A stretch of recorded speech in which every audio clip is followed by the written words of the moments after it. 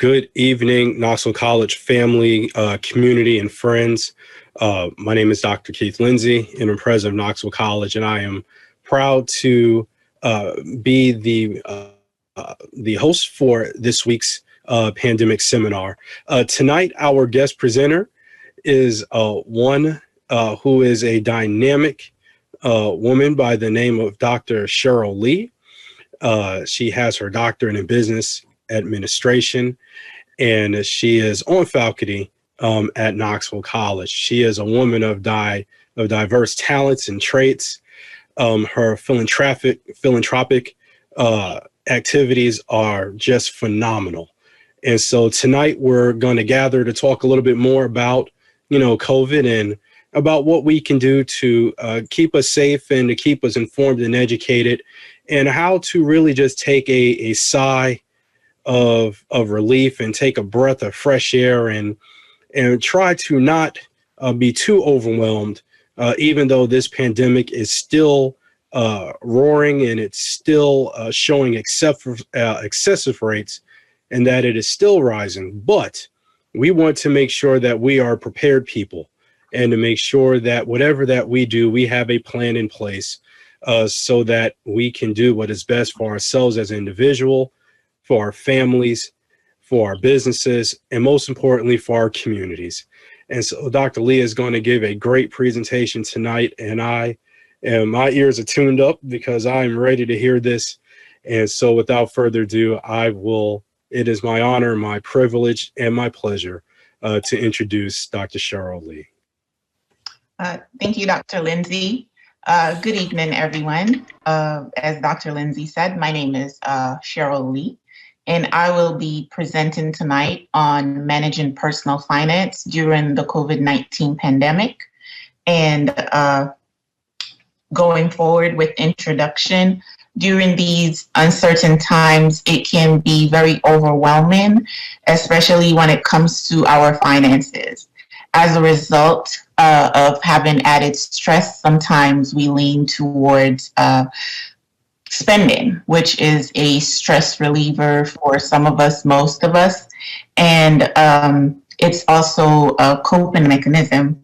And when your emotions tend to run high, then you may go into overdrive and end up overspending. And then that makes things even more difficult for you.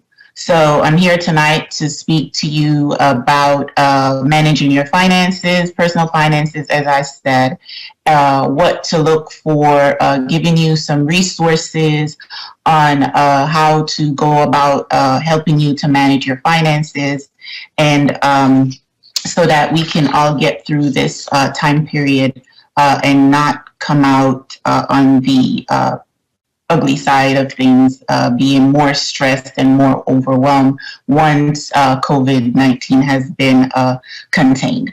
So tonight, as I said, I'll be presenting and giving you advice and tips for your finances, programs that you can access, and just a healthier way to go forward during this pandemic.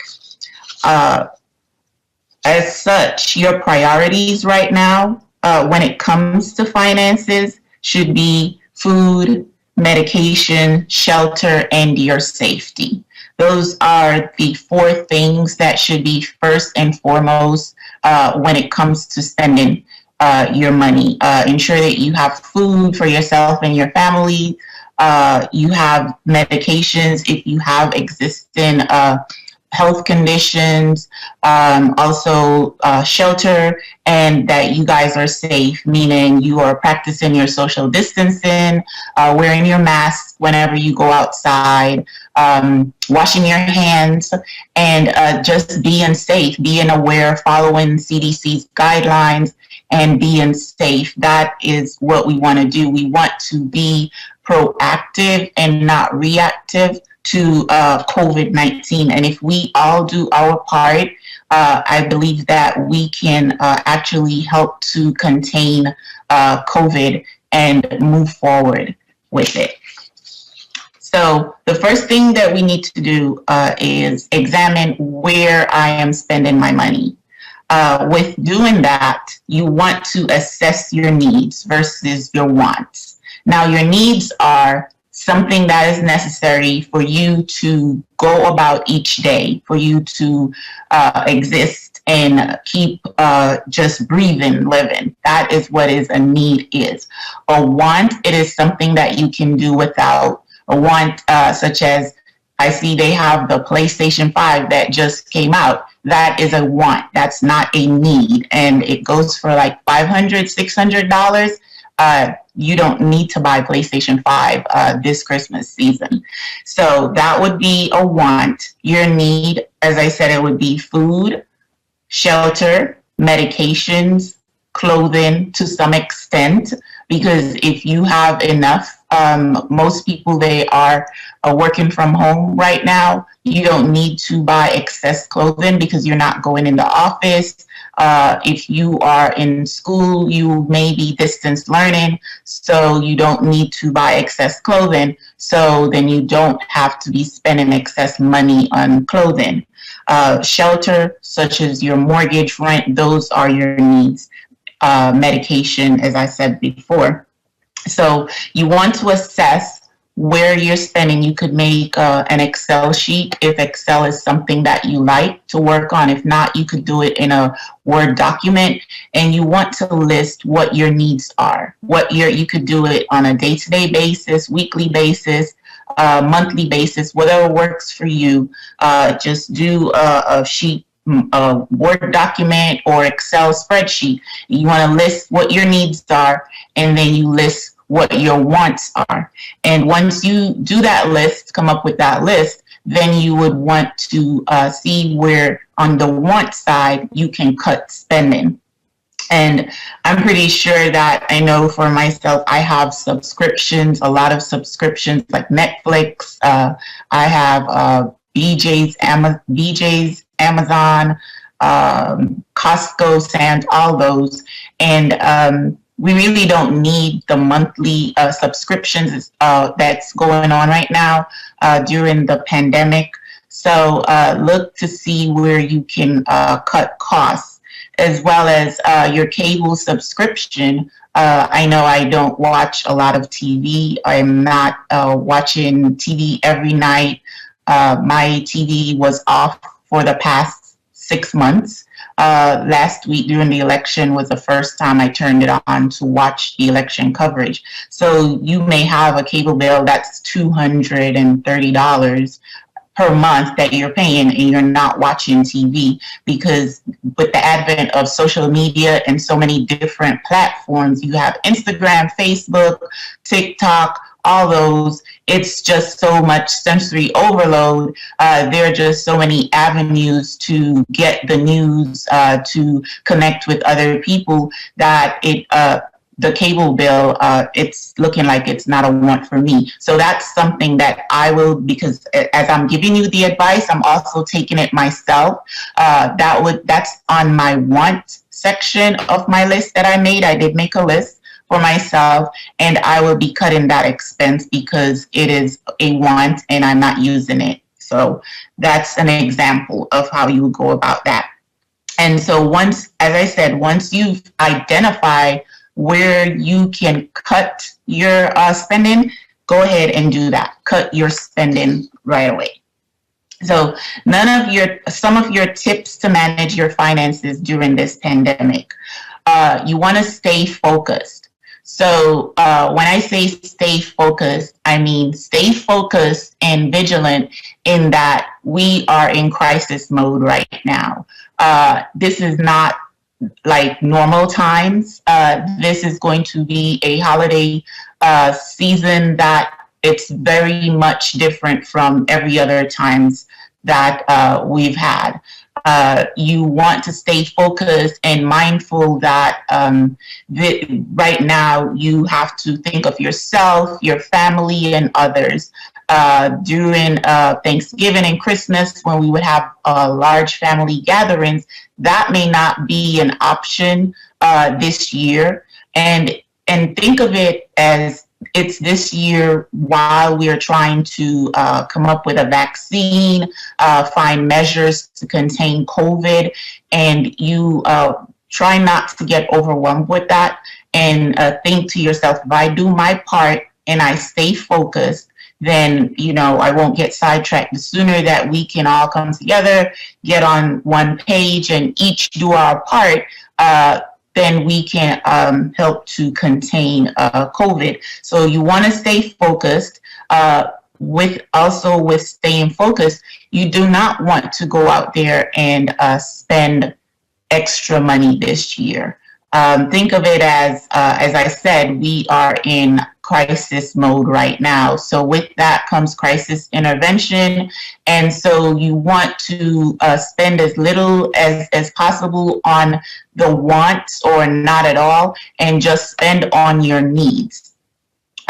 When you do that, you'll find that you will have excess funds in your bank account. Now, there have been a lot of job losses or hours that have been cut for some people since March, since we went on lockdown, and it seems as if we are actually heading back to a lockdown. Some states. I know my state that I reside in, Maryland, yesterday the governor rolled us back to phase 1. And if the numbers keep going up, then we'll be rolled back to where we're on lockdown. Texas, they went on a 10-day lockdown. So as the numbers keep going up with over 100,000 infections per day, then we want to be very, very mindful of we may end up going back on lockdown as a nation again. And with that comes people losing jobs, losing their hours for work. And then there we are again with the added financial stress. And so we want to be more proactive with our finances as opposed to being reactive. We want to be more proactive more than reactive with our finances. You want to ensure that you have an emergency fund in your account. That's something that you are not touching. Whenever you get any income source, practice putting away, if it's even $5, $10, it adds up.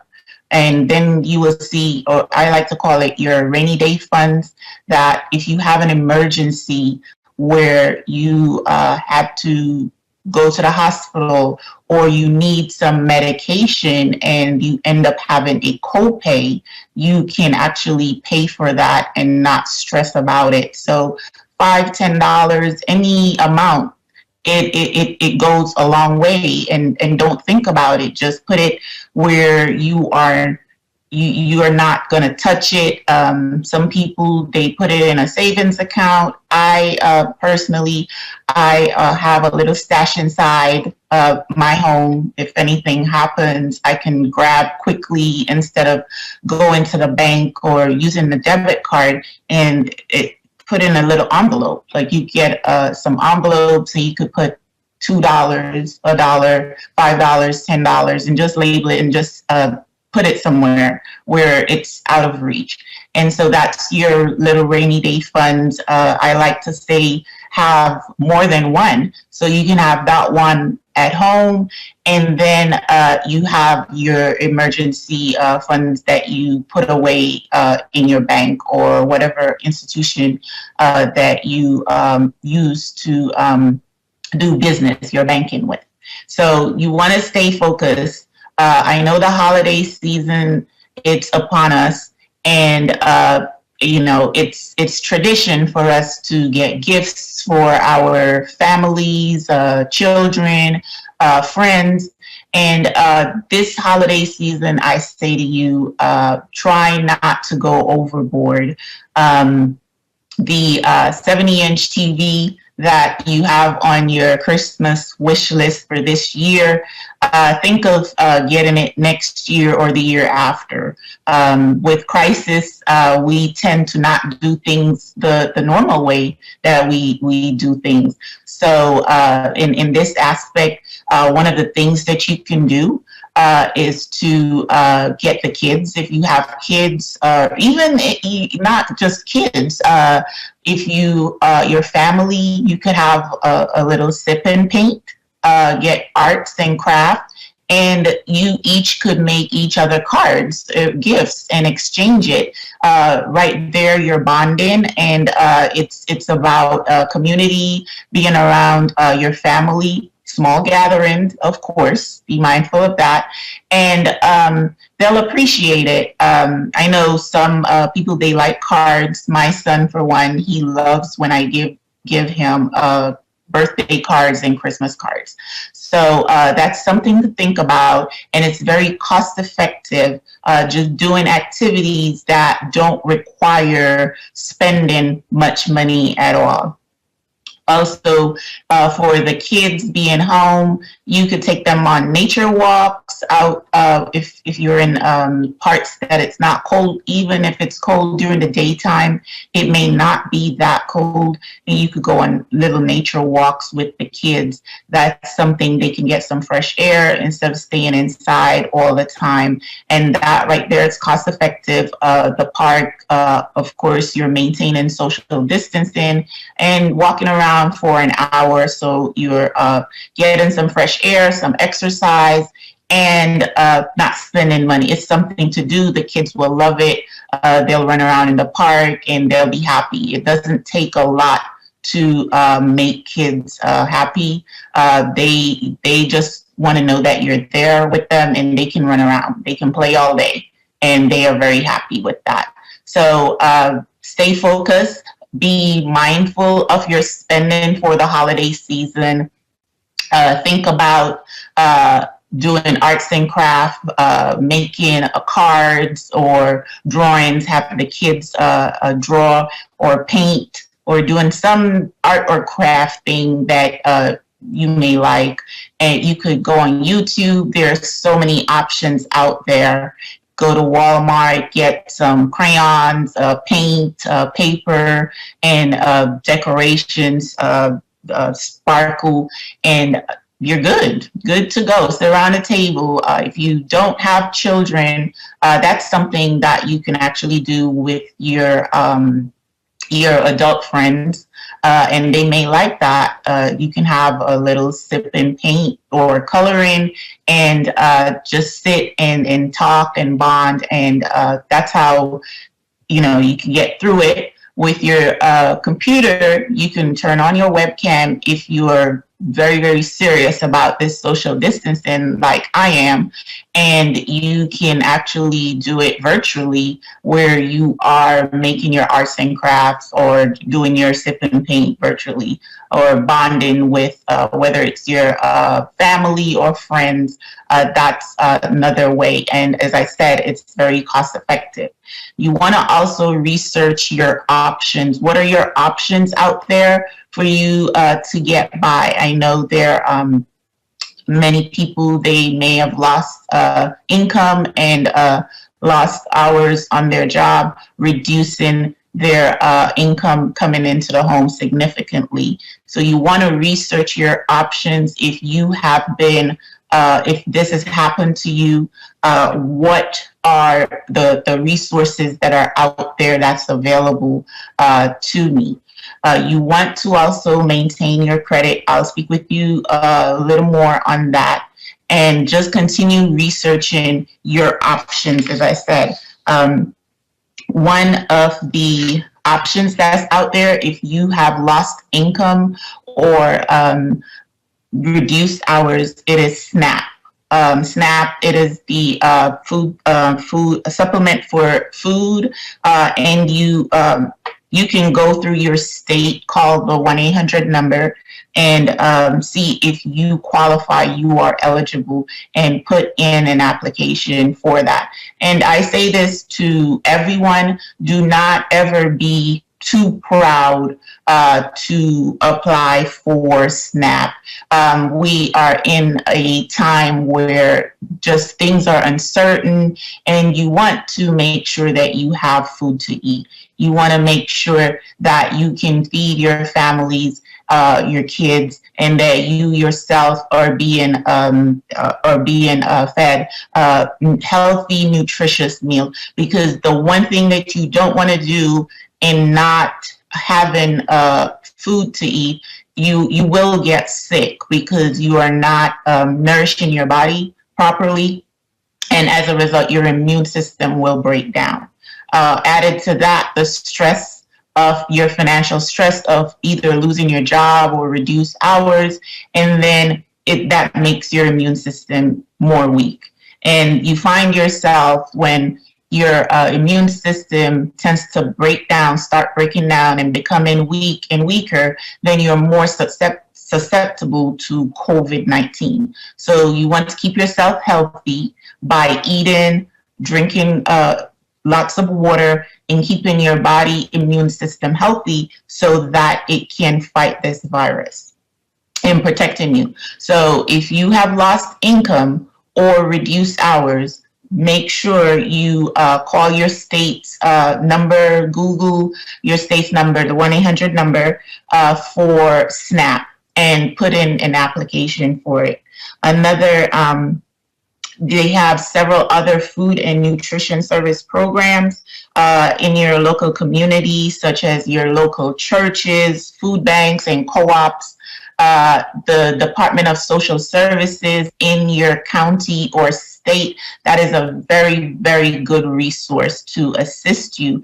Again, you can Google whatever county you live in and get the phone number and call to find out the resources when it comes to food. I know local churches, they have been posting in the area that I live, they have been posting several notices every week. There are different days that you can go to different churches. They have soup kitchens. They have where you can go online to pick up food, whether it's Monday. It just depends on that organization and what days that they are giving those meals out.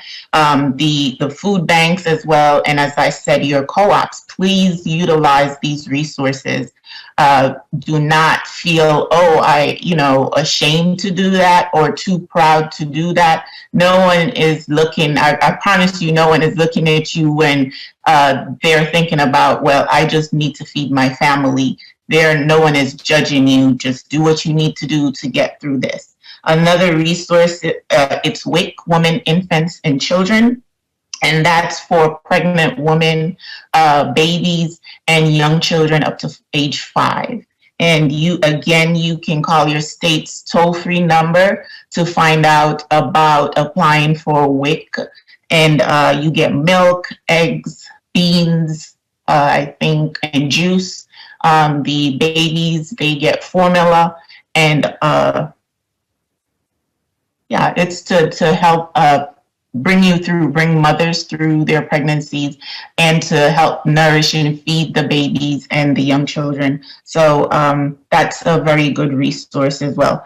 And there's also the National School Lunch and Breakfast Programs. Now, before the lockdown, there are some children that the only source of nutrition that they received was going to school, so where they would get breakfast and lunch. Once the lockdown occurred, in my county that I lived, and I think many other across the nation, they even though school was closed, they had this program where you could bring your children in to still get their breakfast and lunch. So call the county in your where you live, the school district where you live, to find out if this is still something that is ongoing in your area and how you can get your kids to receive their breakfast and lunch. And again, this is not something that you should be ashamed of. when you're trying to survive, you are never ashamed of what you have to do to keep your head above water and stay afloat. Next slide, please.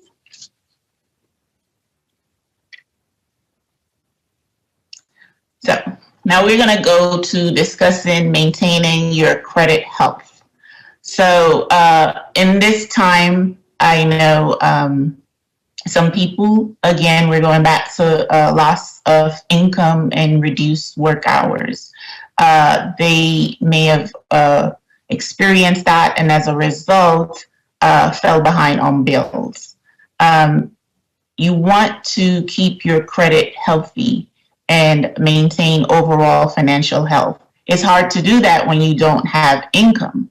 One of the things I say, try not to create debt, excessive debt as well. And so, because then it becomes a cycle and it gets real hard for you to correct that, especially when you don't have income. So at this time, what I have been seeing going on is you can call the credit bureaus to dispute any collections or negative actions that you have on your credit report. And it is being looked at, and the credit bureaus are actually deleting stuff if you take the time out to call and dispute. So you have TransUnion, Equifax, Experian. There are, for each credit union, you can't just do one dispute with TransUnion and think it flows over onto Equifax and Experian. That's not how it works. You have to do a dispute with each credit bureau. So if you call TransUnion and you do a dispute for, say, you may have a late charge or a collection account on your credit that's showing up in TransUnion, you have to also call Equifax and Experian to do that dispute. So you would have, for each dispute that you have or negative action, you have to call each TransUnion, Equifax, Experian. You have to call them separately to do that dispute for that one action.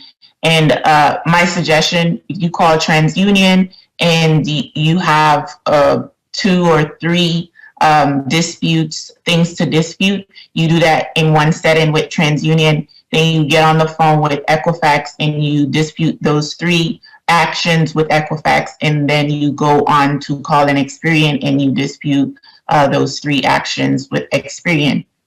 And you want to maintain your credit health because it's going to be there. It is not going to go away. Even when COVID has been contained, it will still be there. If you fall behind on your bills, you go into collections, the creditors are going to be sending you collection notices.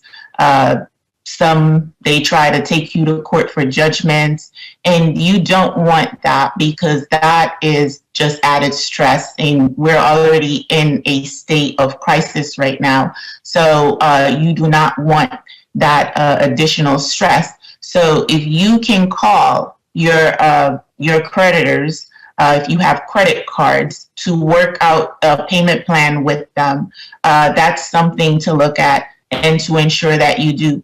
I don't suggest not paying the bill. If you can work out making the minimum payment, whatever the minimum payment is, you make that payment each month. And so that at least it's not going to clear the bill off. However, what that will do, it's giving you a buffer to maintain your credit at the level that it is, instead of having it sink lower and lower. And so by paying your minimum payment each month until you either return to work or receive more hours or more income to clear that bill off, you keep afloat with your credit. So if your minimum payment is $15, you make that minimum payment of $15. Don't think, well, $15 is not going to do anything and I don't have the money to I want to pay the bill off overall, or I usually pay more than $15. you make that minimum payment of $15. If it's $5, you make the minimum payment of $5. And that will keep your credit afloat. Whenever you receive more income, you can take care of that bill and clear it off, because bad credit, having collections, it stays on your credit. The collections or negative remarks stay on your credit for up to 10 years, I believe, 7 to 10 years, something like that. So you don't want to something to follow you, and it affects you in terms of getting a home, if you are renting, everything, job-wise, if you are applying for a job. So you want to maintain your credit health and not let it go by the wayside during this time. Okay. So next slide, please. Also, another way to assist with managing your finances, there are just reaching out for assistance. If you have a mortgage, reach out to your lender for mortgage assistance to find out what are the options out there to assist you with paying your mortgage. You don't want to end up in foreclosure because you need a roof over your head. You need to have a home. Two options I see that's going on right now, it's forbearance and deferment. I personally don't suggest the forbearance, because forbearance, what it does, it suspends your mortgage payment. Say if you have your mortgage payment that's due this month and you call and ask for a forbearance, and they give you 60-day or 90-day forbearance. When that 60 and 90-day is up, you have to come up with that 60 or 90-day amount of mortgage that's due, and you have to pay it all during that once the forbearance ends. The deferment, which is what I suggest, what it does, it adds the mortgage payment to the back of your mortgage. So if your mortgage would have ended September of 2021 and you request a 90-day deferment, then your mortgage will end December of 2021. So instead of ending earlier, it would just end 90 days later. And that is what I suggest, to request the deferment as opposed to the forbearance, because then you have to come up with all that money up front at once for the forbearance to pay your mortgage. And also like I said, call your lender to find out what assistance they are providing. A lot of lenders are providing assistance to their customers during this time. So call to find out. That's the same with your credit cards or any bill that you have. Just call to find out how can I get assistance? Are there what are the payment options that are available? Explore your options when it comes to your payment options. There are rental assistance programs out there as well. As I said, your local Department of Family and Children Services, they have a lot of information. They are a great resource for you during this time. You can call them to find out what are the rental assistance programs that are out there, as well as you can call your landlord, speak with your landlord to talk about making payment arrangements in paying your rent. And there are programs out there such as Salvation Army, the United Way. Call them up and find out what help is out there. Help is out there. Don't just sit and feel overwhelmed and feel like I don't know how I'm going to get by. There are help out there. Also, you have the unemployment program, the unemployment office in your local area. That is a very good resource, a very good tool for you to utilize in terms of you can call them up if you lost your job or if you are looking for a job. or to supplement your income. They have a wealth of resource there. You can go into the office, sign up with a counselor, and attend workshops. They have several workshops in the unemployment office, and as well as it can give you leads to apply for jobs and find other job resources, avenues. You have the paid family leave programs, as I mentioned before, food stamp programs. Also, there are electric and gas companies that are working with their customers in terms of payment, because I know you need your gas to cook. If your electricity, some stoves they're electric. You also need the electricity if you are living in a home with someone that is on medication and the medication needs to be refrigerated. You need your electricity. You don't want to be in the dark and you want to have gas. It's getting cold, so you want to make sure that you have those utilities. Call your utility company to see if you can work something out with them in terms of payment.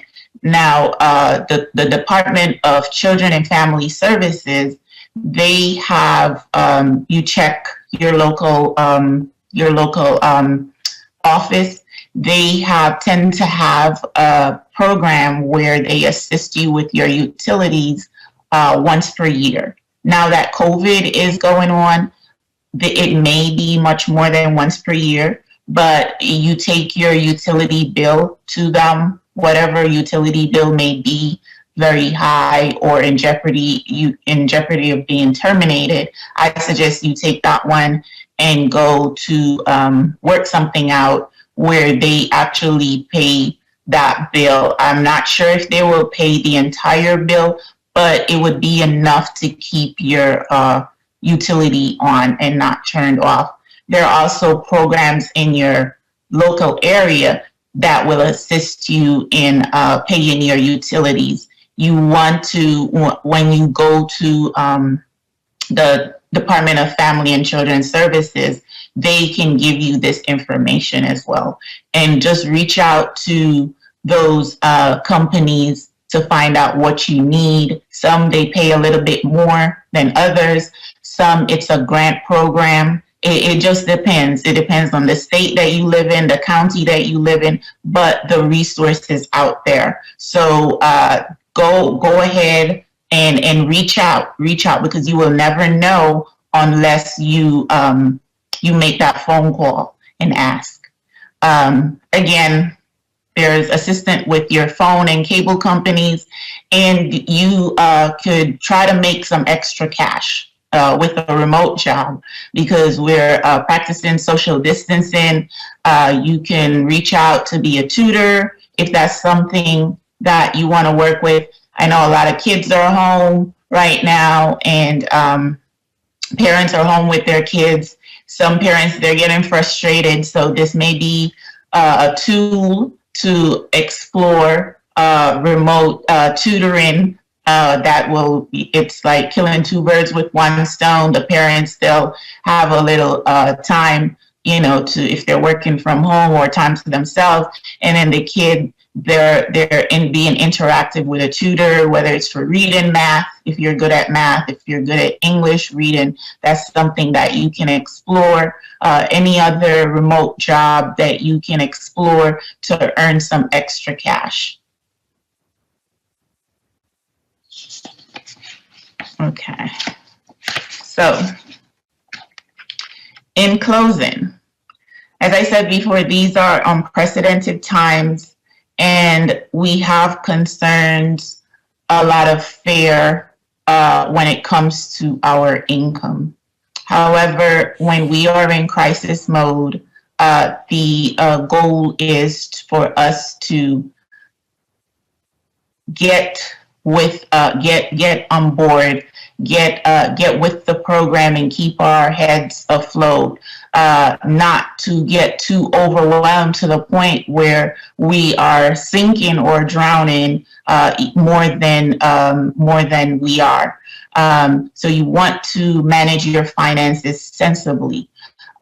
You want to try to mitigate the impact of anything negative that is going on with your finances, such as if you have a job loss or loss of hours from your job. This is something that is going on. COVID-19, it's affecting not just us here in the United States, but it is globally. So you want to make smart decisions and keep maintaining your financial health, your credit health.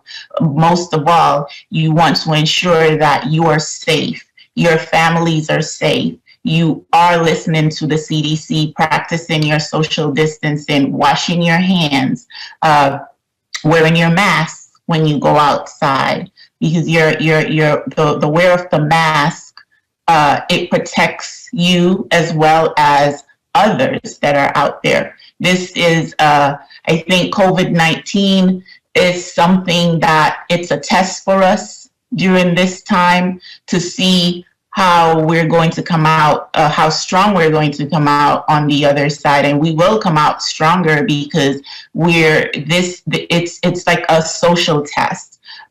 We are now not just responsible for ourselves and our families, but we're responsible for the other citizens that are out there. Because when you wear that mask, it shows that you are thinking of the other person, as well as it shows respect for the other person. And when they wear their mask, they are showing respect for you, and it shows that they are thinking of you. And I know that at the end of all of this, we're going to beat COVID, send COVID back into where COVID came from, and we're gonna come out on the other side better people. We're gonna be able to say that we've contained a virus. The last virus that was out there was the Spanish, pandemic, was the Spanish flu in 1918. And the same criteria that's going on now, that was what was going on back in 1918. Millions of people who lost their lives, and it was worldwide. And we have the science and technology for us to get through this. Even though people are losing their lives, we have the technology to try to mitigate it so it's not as many people that lose their lives. So if you do what you need to do to keep yourself safe and your family safe, as well as keep your financial health safe and healthy, then I know that we will come out on the other side and we'll be stronger and we'll be better overall. Thank you. Now, if you have any questions, please put it below in the comment section and I will answer it.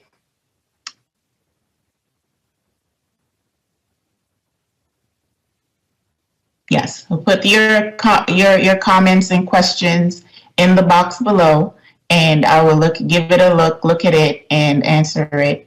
And thank you for listening. Thank you for your time, and have a good night. Thank you, Dr. Lee, for that great presentation. Please join us next week. We will have our next seminar on Wednesday. It will be on Wednesday, November the 18th at 7 p.m. And our featured speaker will be Dr. Ebony Bowers. And her topic will be on access to services. So we are hopeful that you have enjoyed the past 2 weeks of presentations. And yes, if you do have questions, please put them in the box. We will actually, in our last session will be a big Q&A. And so we will look forward to interacting with you and having you ask those questions and trying to answer those questions that you have posed throughout this workshop. So we thank you all. Dr. Lee, thank you again. Thank you for the excellent presentation. And good night, everyone.